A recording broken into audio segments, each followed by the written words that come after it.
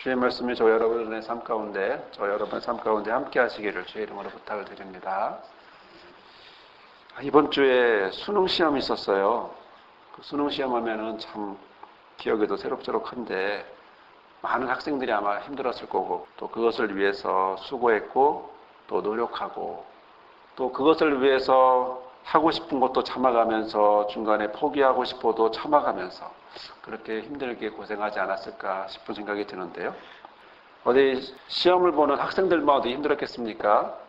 보면 나라가 전체가 그런 것 같고, 또 그 부모들이 그런 것 같고, 또 가족들이 각각 다 힘들게 그렇게 한 해 동안 아니면 수해 동안 살아오지 않았나 싶은데요.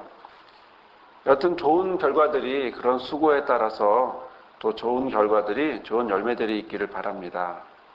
자, 그런데 생각해보면 이런 고생이라는 것이, 이런 수고라고 하는 것이 어디 이렇게 한번 이렇게 시험을 보는 것 같은 이런 한 사람에게만, 한 대상들에게만 있는가 싶지만, 그러나 이런 고생이라는 것들은 굉장히 많이 있는 것 같아요. 우리 주변에, 우리의 삶 속에, 또 특히 우리 교회가 상담과 회복 사역을 하다 보니까 많은 고민들, 고생들, 그리고 마음에 힘들었던 짐들을 서로 이야기를 하다 보면 어떻게 저렇게 힘든 고난을, 저렇게 지치고 힘든 상황들을 잘 버티고 왔을까? 여태까지 이기고 왔던 것을 보면 참 대견하고 힘들었을 텐데 참 놀랍다, 이런 생각들 많이 하게 되는데요. 너무나 많은 고생들, 그리고 많은 사람들을 만나다 보면 오고 가는 이야기 속에 좋은 결과보다는 오히려 힘들었던 상황들, 지치게 하는 이런 상황들을 우리가 보게 됩니다. 이런 힘든 사람들과 우리가 이야기를 하게 되면 우리는 어떤 반응을 보일까, 이런 생각을 해봤습니다. 예를 들어 어느 날 누가 와서요, 저나 여러분에게 이렇게 말한다면 어떻게 하실까 한번 자문해 보시기를 바라는데요. 어떤 사람이 와서 이렇게 말합니다. 우리는 너무나 환난을 당하고 우리 힘에 겹고 너무 짓눌려서 살 희망도 잃어버릴 지경입니다. 우리는 이미 사형 선고를 받은 것 같이 그런 사형 선고를 받은 몸이라고 느껴집니다. 이렇게 누가 와서 이야기를 한다면, 너무 힘들어서 이미 사형 선고 받은 것 같다고 이렇게 이야기를 하고 있다면, 이런 엄청난 고백을 누군가 와서 저나 여러분에게 그런 이야기를 한다면 우리는 뭐라고 할 수 있을까라는 거죠. 막막할 것 같아요. 무슨 얘기를 할 수 있겠어요? 죽을 것 같다는데 거기서 죽으면 안 되라고 말하겠습니까? 아니면 이렇게 저렇게 하라고 말하겠습니까? 그냥 그 이야기를 들어줄 수밖에 없지 않을까요? 그냥 막막한 그런 상황에 죽을 것 같다고 하는 그런 사람이 있다면 과연 우리 뭐라고 말할까? 자, 그런데요, 그럼 이 사람이, 이렇게 말한 사람이 과연 누굴까? 현대에 사는 그런 사람일까요? 아니면 내 주변에 있는 그런 사람들의 이야기였을까요? 아니요, 이렇게 말한 사람은요, 우리가 너무나 잘 알고 있는 사람이에요. 우리가 너무나 익히 알고 있는 사람이에요. 저도 여러분도 너무나 자주 들었던 사람의 이야기입니다. 누구냐면 그 사람은요, 이런 고민을 하고 있는 이 사람은 우리가 너무나 훌륭하게 생각하는, 우리가 너무나 본받기를 원하는, 그리고 너무나 아름답게 보이는, 멋져 보이는 삶을 산, 다메섹에서 예수님을 만나고 그리고 남은 삶을 30년 이상을 그 예수께 온전히 드리고 헌신한 사람, 바로 사도 바울의 고백입니다. 사도 바울이 이젠 내가 죽을 것 같다고, 이젠 내가 짓눌려서 사형 선고 받은 것 같다고, 너무 힘들어서 살 희망도 없다고 이렇게 고백한 걸 보면 우리가 알고 있는 사도 바울의 고백 같지 않고 다른 사람의 고백같이 느껴집니다. 도대체 어떤 상황이길래 바울은 이렇게 고백하지 않을 수 없었을까? 어떤 고난이 있었길래, 그리고 은혜로 당당히 이겨내지 않고 이런 고백을 하고 있을까? 이 고백은요, 바울이 에베소 교회에서 3년을 목회하는 중에 느꼈던 고백입니다. 3년을 목회하면서 그가 느낀 고백은 고린도 교회의 고린도 후서를 기록하면서 그 자신의 마음을 기록하고 있는 거죠. 내가 오늘 죽게 되었다고. 내가 너무 힘들어서 이렇게 고백하고 있습니다. 고린도후서 1장 8, 9절에 형제자매 여러분, 우리가 아시아에서 당한 환난을 여러분이 알아주기를 바랍니다. 우리는 우리의 힘에 겹게 너무 짓눌러서 살 희망마저 잃을 지경입니다. 우리는 이미 사형 선고를 받은 몸이라고 느꼈습니다. 그것은 우리로 하여금 우리 스스로를 신뢰하지 말고 죽은 사람을 살리시는 하나님을 신뢰하게 하려 하는 것입니다. 이렇게 고백을 하고 있는 것을 우리는 보게 되죠. 에베소라고 하는 지역은요, 아데미 신전이 있는 곳입니다. 아데미 신전이라고 하는 것은요, 우리가 알고 있는 아테네의 파르테논 신전보다도 무려 4배나 더 큽니다. 조그만한 그런 신전이 아니고 큰 기둥, 사람의 키보다도 몇십 배나 큰 것 같은 그런 큰 기둥이 120개나 있는 그런 큰 기둥으로 세워진 신전이에요. 너무나 큰 건물이고 너무나 웅장하고 또 그렇게 너무나 크고 웅장한 건물을 신전을 지을 정도면 이 에베소 지역은 완전 아데미 신으로 완전히 가득 찬 우상으로 가득 찬 곳이라고 하는 사실이 너무나 분명한 거죠. 그 속에 들어가서 바울이 복음을 전합니다. 그 속에 들어가서 바울이 하나님 말씀을 전하고 만나는 사람들에게 은혜를 나누려고 합니다. 그럴 때 그에게 돌아온 것은 핍박이었죠. 그에게 돌아온 것은 고소였어요. 그리고 눈앞에 있는 이익과 우상들 때문에 많은 사람들이 바울을 괴롭힙니다. 그래서 바울은 그 속에서 뭐라고 고백하냐면 아까 우리가 계속 보았던 것처럼 너무 힘겨워서 짓눌려서 살 희망조차 없다고 이렇게 고백하고 있는 바울을 보게 됩니다. 이 상황이 얼마나 힘들었는지 바울은요, 고린도전서 15장에서 이렇게 얘기합니다. 에베소 상황을 에베소에서 어떻게 지냈는지를 보여주고 있는데 내가 에베소에서 맹수와 싸웠다고 하더라도 이렇게 얘기합니다. 인간적인 동기에서 했다라면 나에게 아무런 유익이 없었습니다. 자, 에베소 교회에 뭐라고 얘기합니까? 에베소 지역에서 겪은 일에 대해서 뭐라고 얘기합니까? 맹수와 싸운 것 같다라는 거죠. 여러분, 맹수와 싸워본 적 있습니까? 저와 여러분의 삶이 이런 맹수와 같은 삶입니까? 맹수와 함께 이렇게 싸우면서 힘겹게 살아가고 있습니까? 바울은 오늘 이렇게 고백하고 있는 거죠. 에베소에서의 과정은 정말 맹수와 같았다는 거죠. 맹수와 뒤엉켜 살아왔고 그래서 죽지 못해 죽을 것 같은 그런 삶을 살았다고 얘기하고 있는 것입니다. 그렇게 그가 힘들었던 그가 그렇게 그를 힘들게 했던 그곳을 향하여 죽을 것 같이 힘들게 했던 그 에베소를 향하여서 그가 편지를 하고 있습니다.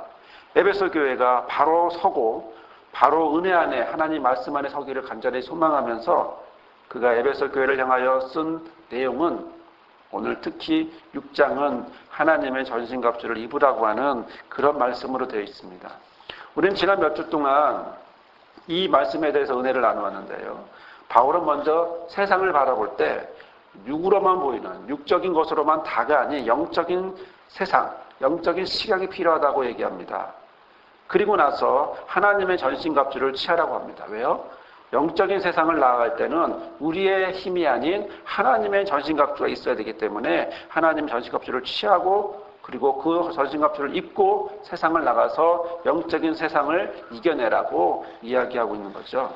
하나님의 전신갑주는요, 먼저 예수님의 진리의 삶을 본받으라고 진리의 띠를 띠고요. 예수님의 거룩한 의를 가슴에 담고 보호받으라고 하고 있고요. 의의 흉배를 입고 있고요. 또 있는 자리가 어떤 자리입니까? 그것이 고난의 자리, 힘든 자리지만 그러나 평안의 복음이 있는 바로 그런 곳이기를 기도하고 있고요.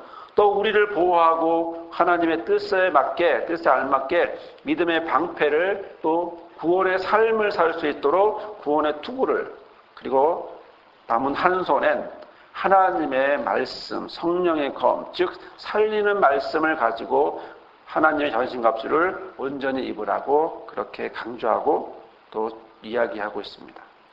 자, 이렇게 바울은 하나님의 전신갑주를 입고 영적인 세상을 살아가라고 말하고 있습니다. 그러면서 오늘 우리에게 주시는 말씀처럼 한 가지 더 강조하고 있는데 그것을 우리가 한번 같이 보면서 묵상해 보고자 합니다. 18절 말씀을 보겠습니다. 모든 기도와 간구로 하되 무시로 성령 안에서 기도하고 이를 위하여 깨어 구하기를 항상 힘쓰며 여러 성도를 위하여 구하고. 자, 여기서 바울이 강조하는 건 뭡니까? 그렇습니다. 기도죠. 바울은 기도를 강조하고 있습니다. 바울은 영적인 삶에서 하나님의 전신갑주를 입고 살아간다고 해도 정말 강조되고 정말 중요한 것은 바로 무엇이냐면 기도와 간구, 성령의 기도라고 말하고 있습니다.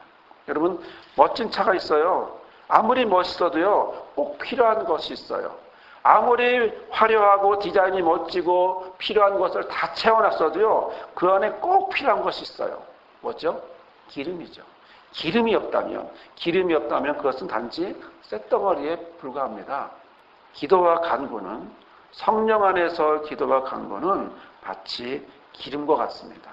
그리고 그 움직이게 하는, 역동하게 하고 움직이게 하고 활동하게 하는 바로 에너지와 같습니다. 그게 뭐라고요? 성령의 기도라고 얘기합니다.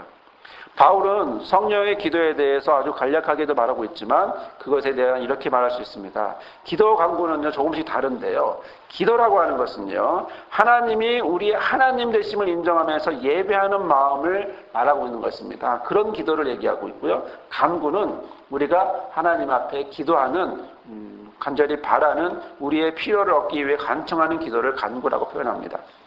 영적인 전투를 잘 감당하기 위해서는 하나님과의 깊은 관계가 필요하고 또 하나님으로부터 오는 영적인 공급이 잘 받아야 되기 때문에 바로 이런 기도와 간구를 바울은 말씀하고 있는 것이고요. 자, 그러면 이런 기도와 간구를 어떻게 해야 될 것인가? 언제 어디서 해야 될 것인가? 라고 했을 때 시공간을 말하고 있는데 그것은 무시로가 뭐죠? 언제든지라는 거죠. 언제든지 기도하라는 거예요. 언제든지 시간을 정하지 않고 정말 필요한 그때그때마다 해야 할 그때그때마다 언제든지 어느 곳에든지 기도하라고 말하면서 무시로 기도하라고 하고 있고 또 공간을 말하고 있는데 공간은 뭐냐면 어디서 할 거냐는 거죠. 다른 곳에서 장소가 중요하다는 것입니까? 있는 자리가 중요하다는 것입니까? 아니요. 바울이 중요시 여기는 장소는 그곳이 성령이 있느냐 없느냐예요. 성령 안에서 하느냐 안 하느냐예요. 성령의 도우심과 인도하심을 받아서 기도하느냐 안 하느냐예요. 어디가 중요한 게 아니에요. 버스도 화장실도 아니면 지하철도 길거리도 집안도 교회도 그것이 중요한 것이 아니라 어디? 성령 안에서. 그 모든 것이 성령 안에서라면 되는 거죠. 그래서 시공간을 넘어서 무시로 성령 안에서 기도하기를 원하면서 그러면서 이어지는 기도는 이런 성령의 기도를 위해서 깨어 구하기를 항상 힘쓰면서 어떻게 해요? 여러 성도들을, 많은 사람들을 위해서 기도해주는 그런 기도를 얘기하고 있습니다. 이렇게 기도에 대한 강조를 하면서 많은 사람들을 위해서 성령 안에서 무시로 기도하라고 하면서 또 위에서 기도하라고 하면서 그는 이번에는 자신을 위해서 기도해달라고 말합니다. 19절 볼까요? 또 나를 위하여 구할 것은 내게 말씀을 주사 나로 입을 벌려 복음의 비밀을 담대히 알리게 하옵소서 해달라는 것입니다. 복음을 전하는 내가 지금 나를 위해서 기도해달라는 거죠. 그들에게 권면을 하면서 이렇게 기도를 해달라고 부탁하는 이 바울이 오히려 이제는 그 기도를 여러 성도들에게도 기도하지만 어떻게 해요? 나에게도, 나를 위해서도 기도해달라고 하는 것은 내가 내 입을 열었을 때에 복음의 비밀을 말할 수 있게 해달라고 얘기하고 있는 것입니다. 왜 그러냐면 바울은 자신이 하나님의 말씀, 복음의 비밀을 담대히 전하게 해달라고 한 이 기도는 자신이 지금 어디에 있는지를 보여주고 있기 때문입니다. 바로 20절에 그 모습이 나오는데요. 20절 볼까요? 이를 위하여 내가 쇠사슬에 매인 사신이 된 것은 나로 이 일에 당연히 할 말을 담대히 하게 하려 했습니다. 나를 위해서 기도해 주십시오. 내가 하나님의 복음을 담대히 전할 수 있도록 기도해 주십시오. 왜냐하면 나는 사슬에 매여 있거든요. 나는 이 사슬에 매여 있지만 그럼에도 불구하고 당연히 하나님 말씀을 전해야겠거든요. 담대히 하나님 말씀을 전해야겠거든요. 그래서 쇠사슬에 묶여 있지만 내가 여기에 있지만 여기서 죄인의 신분으로 있지만 그럼에도 불구하고 내가 하나님 말씀을 전할 수 있도록 이게 갑자기 무슨 말일까라는 거죠. 쇠사슬에 묶여 있다. 그렇습니다. 그는 지금 로마의 한 감옥에서 2년째 묶여 있습니다. 쇠사슬에 매여 죄인의 신분으로 되어 있습니다. 다메섹에서 예수 그리스도를 만나고 30년을 사도로 복음을 전하던 그가 지금 있는 곳은 감옥입니다. 그렇게 힘들게 했던 에베소 지역을 향하여 기도하고 있고 편지하고 있는 그곳은 감옥입니다. 영적인 삶에서 그가 하나님의 전신갑주를 입고 성령의 기도를 해달라고 부탁하고 있는 곳은 감옥입니다. 감옥에서 그는 나를 위해서 기도해 주십시오. 나를 위해서 기도해 주시되 내 입을 열어서 담대히 복음의 비밀을 말할 수 있게 해달라고 기도하고 있습니다. 그는 왜 이 로마에 이런 모습으로, 왜 이런 모습으로 로마에 있을까요? 복음을 전하는 멋진 사도의 모습이 아니라 왜 쇠사슬에 묶여있는 죄인으로 로마의 한 감옥에 그는 2년 동안 그렇게 갇혀 있어야 될까요? 예루살렘에서 복음을 전하는 바울은 유대인들로 하여금 모함과 오해를 받습니다. 그래서 죽이려고 합니다. 그 죽이려고 하는 그들을 피해서, 그리고 하나님이 예수 그리스도를 통해서 주셨던 로마에 가서 이렇게 복음을 전해야 된다라고 하는 그 말씀을 이루기 위해서 그는 재판을 신청하면서 죄수로 로마로 압송되어 갑니다. 그리고 온갖 힘든 과정을 통해서 로마에 도착합니다. 그리고 나서 그 안에서 에베소 교회를 향하여서 편지하고 있는 것입니다. 여러분, 이것이 30년을 살아온 바울의 모습입니다. 30년을 복음을 위해 살았습니다. 아니, 복음을 위해 살지 않았다면 그는 정말 편안하고 멋진 바리새인이 되어서 그 시대에 훌륭한, 아마 떵떵거리는 바리새인이 되었을 텐데, 그는 그런 것을 모두 다 포기하고 다메섹에서 예수를 만나고 어째 나를 핍박하느냐라고 하는 그 예수를 만나고 그가 회심하고 돌아섰어요. 나머지 삶을, 남은 30여 년의 삶을 오로지 복음을 위해서 살아온 그가, 우리가 보기에 30년을 한 곳에서 투자하고 열심히 살았으면 좋은 열매를, 좋은 것을 먹고 살아야 될 것 같은데, 좋은 결과가 있어야 될 것 같은데, 오히려 좋은 열매나 좋은 것은 없고 오히려 거꾸로 죄수의 모습으로, 그리고 좀 있으면 순교를 받게 되는, 로마에서 그는요 2년 동안 감옥에 있다가 한 4년 정도 풀려나죠. 그리고 다시 네로가 로마를 불질렀을 때 그 죄를 그리스도인에게 덮어 씌우면서 그가 붙잡혀서 거기서 순교를 당하는데, 이러한 과정 속에서 그가 쇠사슬에 묶인 죄인으로 그가 그 자리에 있었다는 것이죠.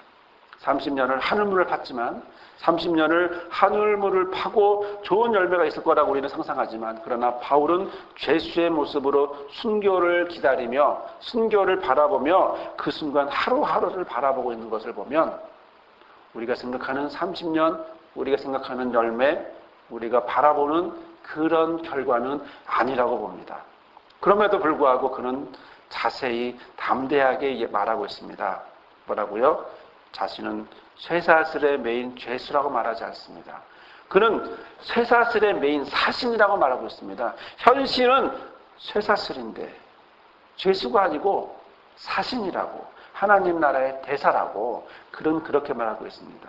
좀 있으면 순교를 바라보고 순교의 삶을 바라보고 마지막 삶을 순교로 마칠 것을 바라보면서 그는 30년의 삶을 어떻게, 또 남은 몇 년의 삶을 어떻게 정리할 것인가를 바라보면서 그는 그렇게 그 자리, 그 감옥에서 그렇게 쇠사슬에 묶여서 에베소를 향하여 기도하고 편지를 쓰고 있다는 것입니다.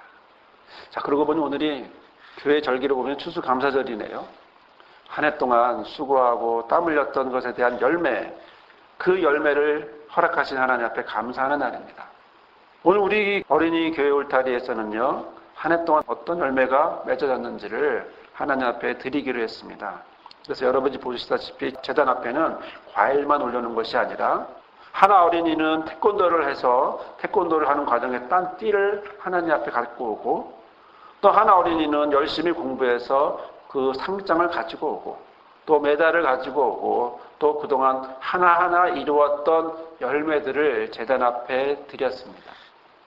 상장이 있고 임명장이 있고 메달이 있고 이런 띠가 있고, 그리고 한 해 동안 건강했던 자신의 모습, 자신의 삶의 모습을 하나님 앞에 우리 어린이들이 드렸습니다. 과일을 드리는 것이 아니라 삶을 하나님 앞에 우리 어린이들을 통해서 드리게 하고, 또 우리도 한 해 동안 우리 교회를 있게 하시고 우리 교회가 앞으로 살아갈 것을 바라보면서 또 우리 교회에 허락하신 열매들을 하나님 앞에 또 드리게 됩니다. 쉴만 한으로 많은 사람들이 회복하고 성장했습니다. 더 나은 건강한 삶을 살기 위해서 한 걸음 한 걸음 쉴만한 회복 울타리를 통해서 거듭남을 바라봅니다. 울면서, 그리고 힘들었지만 그럼에도 불구하고 시간이 지나 수고하고 힘들었던 그 상황들, 그러나 그 속에 하나님의 만지심, 하나님의 선한 손이 함께 하셨기에 그들의 삶은 바로 하나님 앞에 드려지는 삶으로 이 자리에 여기에 있습니다. 추수감사절은요, 눈에 보이는 열매를 드리는 것이 아닙니다. 추수감사절은요, 눈에 보이지 않지만 그러나 그동안 수고했고 땀 흘렸고 울었던 그 눈물을 드립니다. 그리고 그 수고와 땀과 눈물을 도우시고 안아주시고 품어주신 하나님의 마음도 함께 드립니다. 추수감사절이 비록 청교도를 통해서 시작되었지만 신앙의 자유를 위해서 새로운 땅을 향하여 가고 또 그것을 위하여 준비하면서 수년 동안 준비하고 배를 타고 또 102명의 사람들 중에 반 이상이 죽어서 44명이 남고 그리고 그들이 힘들게 지나면서 1년 동안 열심히 농사를 짓고 또 인디언의 도움으로 옥수수를 배우면서 심는 법을 배우면서 1621년 10월에 드디어 하나님 앞에 감사제를 드렸지만 그들은 단순히 열매를 드린 것이 아니라 그들은 과정을 드렸고 삶을 드렸고 모든 사람의 생명을 하나님 앞에 드렸습니다. 마찬가지로 우리 교회도 1년 반 동안 지나온 과정 속에서 하나님 앞에 드린 것은 바로 이 모습, 우리의 눈물을 드리고 우리의 수고를 드리고 또 우리의 앞으로 하나님이 이끌어 가실 것을 바라보는 그때그때마다 만져주셨던 하나님의 따뜻한 마음을 이 시간 제단 앞에 드리며 하나님 앞에 감사 예배를 드립니다. 다시 한번 우리 바울을 보겠습니다. 바울은요, 지금 무엇을 보고 있을까요? 바울의 눈은 지금 무엇을 보고 있을까요? 30년을 복음을 전하면서 살았던 그가 지금 그 눈에는 무엇이 보입니까? 쇠사슬이 보입니다. 하지만 그는 거기서 멈추지 않았습니다. 쇠사슬에 묶인 그는 거기서 자신은 죄인으로만 멈춘 것이 아니라 오히려 그 다음, 그 이상의 것을 바라보고 있습니다. 자신이 무엇을 하고 있는지를 보여주고 있습니다. 그러면서 단호히 말합니다. 그것은 바로 자신을 위해서 담대히 복음을 전할 수 있게 달라고 기도하고 전신갑주를 입을 수 있게 소망하면서 쇠사슬에 매여있는 사신임을 보여주고 있습니다. 바다 너머 수말리 떨어져 있는 에베소를 향하여 바라보고 있고 또 자신을 통하여 세워진 그 영혼들을 향하여 소망하고 있고 그를 위하여 기도하면서 감옥에 갇혀있는 감옥에 쇠사슬에 매여있는 그이지만 그러나 성령 안에서 기도하면서 오히려 기도를 부탁하면서 복음의 비밀을 담대히 전하는 그런 영적인 삶을 살게 달라고 소망하고 있습니다. 손과 발은 묶여있지만 몸은 쇠사슬에 묶여있지만 죄인이 아니라 바로 그는 그의 믿음은 그의 마음은 그의 남은 삶은 30년을 살아왔듯이 앞으로도 살아갈 바울의 열매이고 그 사신의 모습은 바울이 지금까지 살아온 앞으로도 남은 삶을 몇 해 남지 않은 남은 삶을 살아갈 모습이라는 거죠. 자, 그러면 우리가 바라보고 우리가 그렸던 바울을 바라보면서 그렇게 그린 그 눈을 다시 우리의 현실로 오시기를 바랍니다. 우리의 현실로 왔을 때 우리는 어디에 있을까요? 우리는 어디에 있을까요? 우리는 지금 어느 자리에 있습니까? 나는 지금 바울과 같이 비교해 봤을 때 어디에 있을까요? 나는 바울처럼 쇠사슬에 묶여 있습니까? 아니요, 쇠사슬에 묶여 있지는 않습니다. 그러나 우리는 쇠사슬에 묶여 있는 것 같이 살아가고 있습니다. 현실이라고 하는 내 이 자리가 바울에게서 쇠사슬이듯 우리에게도 바로 이런 현실이라는 눈에 보이지 않는 쇠사슬이 우리를 묶고 있습니다. 먼저 나 자신을 묶고 있는 것이 있지요. 과거의 삶이 있습니다. 과거의 기억이 있습니다. 슬프게 했고 아프게 했던 것들이 있습니다. 그것을 떠올릴 때마다 우리는 괴로워합니다. 이건 다른 사람의 기억이 아니라 다른 사람의 과거가 아니라 내 기억이고 내 과거고 내 아픔이고 내 상처입니다. 건강과 성격이 그리고 그동안 이루어놨던 모든 것들이 나를 묶어놓습니다. 내가 다른 곳에 가려고 해도 나는 다른 곳에 갈 수 없습니다. 나 아닌 다른 사람이 될 수 없습니다. 오로지 지금까지 살아온 나, 바로 내가 여기에 있습니다. 우리는 거기에 묶여있는 거죠. 다음은요, 나를 묶고 있는 것은 가족이죠. 남편이 묶고 있죠. 아내가 묶고 있습니다. 자녀가 나를 묶고 있습니다. 우리는 내가 선택한 남편, 내가 선택한 아내 때문에 단 하루도 마음이 편하지 않습니다. 나같지 않게 내 마음을 몰라주는 남편, 내 마음을 몰라주는 아내 때문에 우리는 힘들어할 때가 너무나 많습니다. 자녀들은 또 내 마음처럼 되어가지 않습니다. 내가 원하는 대로 만들어주지도 않고 되어주지도 않습니다. 화나도 슬퍼도 그것을 받아주지 않습니다. 폭발합니다. 그러나 그것은 끝이죠. 더 나아가서 시댁과 친정도 역시 내 마음대로 되지 않습니다. 우리는 이 가정에서 벗어나지 못합니다. 다른 가정으로 가지 못합니다. 다른 가족을 내 가족이라 말할 수 없습니다. 이미 내가 원하지 않았지만 여기에 태어났고 여기서 자라고 있고 또 내가 만나는 배우자와 자녀를 통해서 나는 바꿀 수 없는 바로 그런 가정 속에서 우리는 묶여서 살아가고 있습니다. 이것이 쇠사슬일 수도 있습니다. 또 내가 있는 지역, 직장, 사회, 교회입니다. 많은 사람들이 새로운 땅을 향해 갈 수 있습니다. 또 그곳에 가서 새로운 모습으로 살아가려고 합니다.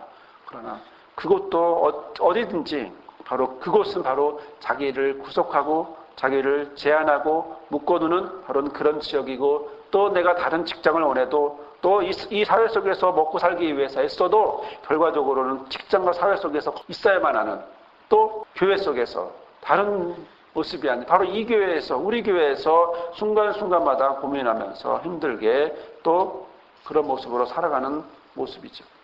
그렇습니다. 과거의 모든 것이 나를 만들었습니다. 과거의 모든 것이 나를 여기에 있게 합니다. 과거의 모든 것이 나를 여기에 메어놓습니다. 바울처럼 30년의 삶이 그가 로마 감옥에 있듯이 쇠사슬로 있듯이 쇠사슬에 매여 있듯이 그는 30년의 삶을 살았듯이 저와 여러분의 살아온 삶은 바로 여기에 있습니다. 여기에 나는 여기에서 있습니다. 그러나 바울은 그 다음을 봅니다. 우리는 그 다음을 보는 바울을 보기를 원합니다. 현실에서 매여있고 현실에 국한되어 있는 모습으로 끝이 아니라 바울처럼 바울이 무엇을 보는가를 보면서 우리도 그런 모습이 되기를 원합니다. 그것은 바로 바울은 30년을 복음을 위해 살다가 로마 감옥에서 순교를 기다리지만 그는 자신을 죄수라고 생각하지 않습니다. 그는 자신을 하나님 나라의 복음의 대사로 보고 있습니다. 그런 바울을 보아야 합니다. 이것이 그에게 열매이고 이것이 그에게 정체감입니다. 그리고 이것이 우리가 얻을 미래입니다. 우리가 얻을 열매이기도 합니다. 쇠사슬에 매여 있어도 자신을 사신으로 보는 바울. 바로 그 바울은 우리의 모델입니다. 현실에 매여 있어도 다른 것을 보지 못하는 우리의 이런 모습이 아니라 현실에 그리고 과거를 통해서 현실을 여기에 있게 하는 우리지만 그러나 우리가 여기서 해야 될 것은 우리가 바로 보아야 될 것은 바로 이 자리가 바로 우리를 사신되게 하는 자리라는 것. 바로 이 자리가 하나님의 대사를 되게 하는 것이라는 것. 바로 이 자리가 하나님의 복음의 비밀을 담대히 전할 수 있는 자리라는 것. 곧 나의 과거가 현실로 묶여있지만 그러나 나의 과거는 이미 앞으로 내가 사신으로 살아갈 수 있도록 바울처럼 이런 고백을 할 수 있도록 허락한다라고 하는 사실입니다. 바울의 열매는 30년이 지나 열매를 맺었습니다. 우리의 열매도 이 자리의 열매를 맺지만 그러나 하나님의 열매가 함께 하심으로 앞으로 수년이 지나고 나면 또 다른 사신으로서 현실에 묶여있는 죄수가 아닌 하나님의 복음을 전하는 현실에 묶여 있어도 사신의 삶을 사는 그런 저와 여러분이 될 것입니다. 이 은혜가 이러한 모습이 바울을 하나님이 이끌어 주셨듯이 저와 여러분도 하나님이 이끌어 주시기를 간절히 축원합니다. 아멘. 주여 이 시간 저희들을 여기에 있게 하시니 감사합니다. 바울을 30년 동안 인도하시고 그 인도하신 바울을 로마의 감옥 가운데 있어도 그를 본인이 쇠사슬에 매인 사신으로 보는 것처럼 우리의 삶이 고난과 힘들고 어려움이 있었을지라도 그러나 이 자리가 바로 하나님의 은혜의 자리고 앞으로 바울처럼 하나님이 이끌어주심처럼 우리도 이끌어주실 걸 바라보기에 이 시간 고백하오니 우리가 더욱 사신의 모습으로 현실에 매여 있어도 사신의 모습으로 살아가는 그런 모습이 되고 열매가 되고 결과가 있게 하여 주옵소서. 이제는 영적인 세상을 살아가는 우리에게 하나님의 전신갑주를 주시는 아버지 하나님의 크신 사랑과 다메섹에서 바울을 부르셔서 30년을 복음을 전하게 하시고 그러한 사람으로 살게 하시며 함께 하셨던 예수 그리스도의 은혜와 쇠사슬에 매여 있어도 바다 너머를 바라보고 하나님 나라의 사신으로 살아가게 하시고 무시로 성령 안에서 기도하며 담대히 복음을 전하게 하는 성령의 인도하심이 오늘 말씀을 듣고 현실에 매여 있어도 마음은 하나님과 성도를 향하고 전신갑주를 입고 살아가고자 일단하는 이 미래의 모든 열매를 바라보는 성도들과 목자들과 리더들과 우리 교회 위에 영원히 함께하옵시기를 간절히 축원하옵나이다. 아멘.